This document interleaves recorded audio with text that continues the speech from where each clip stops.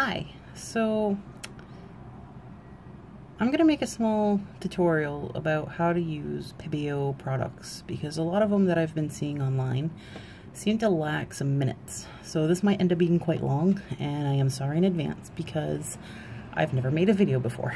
So please bear with me. And I'm just going to pause it for a minute while I get my stuff ready, and then we'll get right on with it. Okay, so here's what I've kind of been doing to make this thing work. Today I'm going to do this on mini canvases. They are very, very tiny, as you can see, just so I don't use up all my product for anything, and I'm going to turn these into magnets. This is an example right here. Now this is done with ceramics and vitrail pebeo. There's no top coat on this. You see how glossy that is? There's really no need for one. So these little things come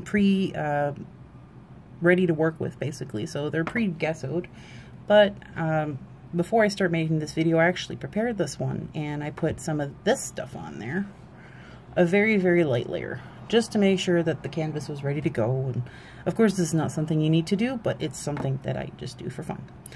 So one of the things you're going to need for this video is little containers. I buy these, they're like $2 for 200, so they're really fun.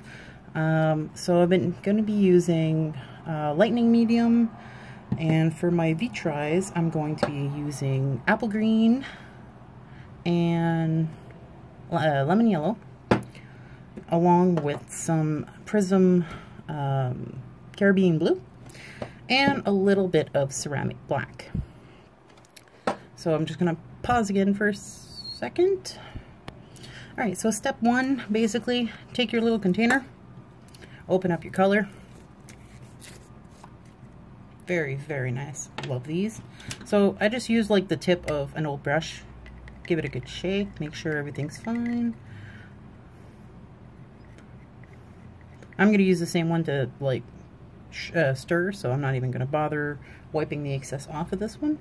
So here's my container. It really doesn't take a lot.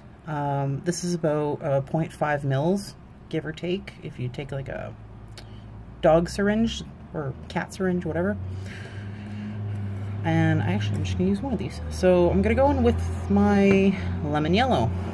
Again, give it a good shake. Open that up. And I'm just going to put a little bit, because I just want to like change the color slightly. So about half of what I put in there, give or take, of the green. Now I'm going to take a different paintbrush because I don't want to stain my lightning medium. And what I'm going to do, basically, I should have opened these all ahead of time. So I'm going to give it a little stir to get some on the stick, and I want to get 4 drops. I know that doesn't seem like a lot, but it does a difference. Well, okay, we'll go with 5 and 6 because, yeah. Give it a good stir. Make sure everything turns out uniformly. Shake, shake, shake, shake, shake. All right. Once you think that your thing is fine, like I can see from here, I don't know if you can in the camera, but there's no difference in the color. It's all uniform. Just wipe this off quickly. All right. So now you have your solution. You have your frame. What you want to do before you even start pouring, I'm going to cap these because I don't want them to dry. They are quite expensive. So you want to take your prism, open that up. Again, using a paintbrush, I wiped mine off. Make sure that you really get at the bottom, because the bottom, that's where everything sticks, and that can be problematic. So give it a good stir. Everything seems fine. I've actually pre-shaken these, so I'm just giving it like a little once over, leaving my paintbrush in there. So, one of the other tools I'll be using for this video is basically one of the nail things. This is one of the smallest that I could find. It just, if you don't have one of these, a needle head would probably work. I don't like using the big daughters just because they make too big of a detail, and that's not what I'm going for this one. So you got your pouring medium, you got your canvas, you're going to pour onto your canvas. I actually mixed a little too much for this one. So I'm just gonna grab another paintbrush for this. Alright, so just using one of these. It's clean, it's dry. I'm just gonna like even this out. So this technique you can use on basically mirror, glass. Of course, if you're using it on mirror and glass, please don't, well, you shouldn't use gesso. I mean, you don't want to cover that effect really. So you're just kind of distributing it cleanly everywhere. I'm not doing the edges because the edges I have a habit of painting everything black. So just evenly, like this. That's pretty much it.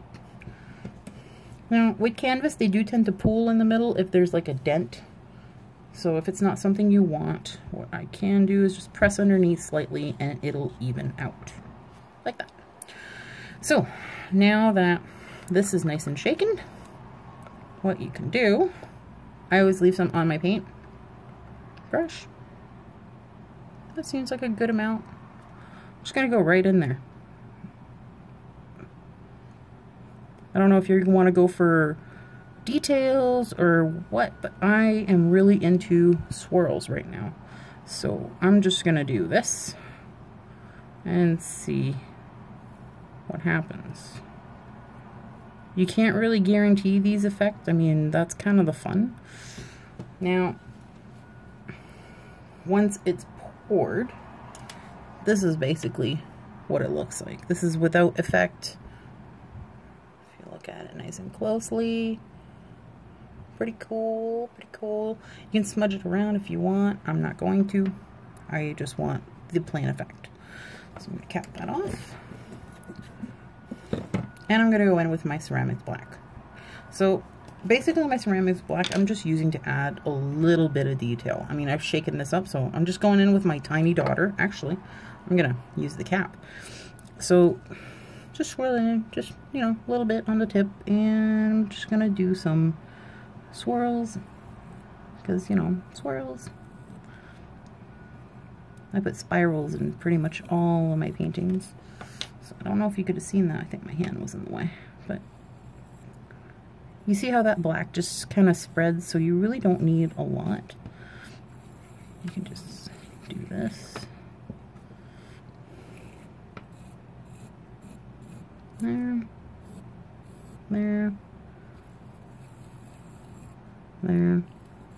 Really get into that blue. Now the blue's already starting to kind of take effect. If you go right in, you can see little cells starting to form. I don't know if you can. There we go. So it won't take too long. Usually it's pretty, you do it and bam, it's starting to happen already. So if you don't see this, maybe you try adding a bit of thinner, because it is supposed to be pretty immediate. Now I don't like the fact that the blue basically disappeared when I swirled it around. I'm just gonna go in and add some more, because, you know, I'm weird like that. So I'm just gonna use this tool this time. I'm gonna go right into the middle, because I want that nice little pop of blue.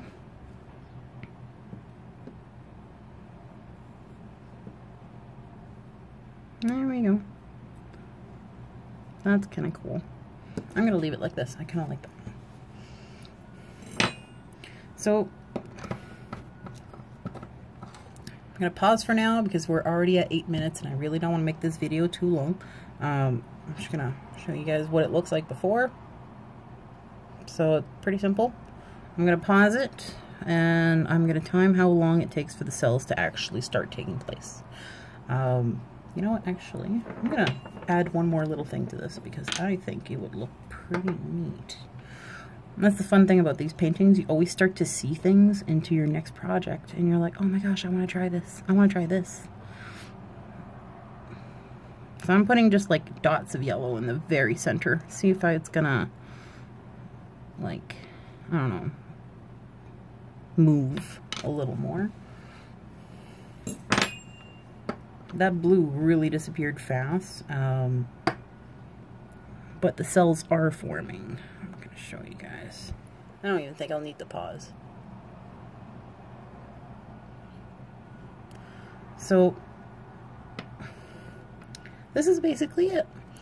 Now once it's dry, what I do, like I said earlier, I just paint the edges black, and I'm going to put a magnet behind that like I did for this one.